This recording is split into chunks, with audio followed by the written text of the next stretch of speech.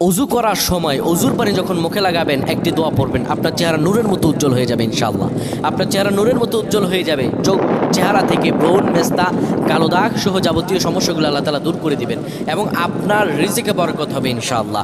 আপনার দোয়াগুলো কবুল হয়ে যাবে। অনেকের চেহারা সুন্দর কিন্তু তাকাতে ইচ্ছে করে না, মনে হয় চেহারায় নূর নাই, কিন্তু অনেকের চেহারাই কালো কিন্তু দেখতেও ভালো লাগে। যেমন এই যে বেলাল হাবশি, চেহারা দিকে তাকালেই শান্তির সুবাতাস বয়ে আসতো। সাহাবীরা যার চেহারা দেখে অনেক প্রশংসিত করিয়েছিল এবং যার কলব স্বচ্ছ ছিল। প্রিয় ভাইরা আমার, অজু যখন আপনি করবেন, অজুর পানিতে যখন আপনার চেহারা ভিজাবেন, তখন অজুর পানিতে আপনি এই দোয়াটা 3 বার পরে, দুরূদ শরীফ 3 বার পরে ফু দিবেন। দোয়াটি হলো আল্লাহু নূরুস সামাওয়াতি ওয়াল আরদ, আল্লাহু নূরুস সামাওয়াতি ওয়াল আরদ।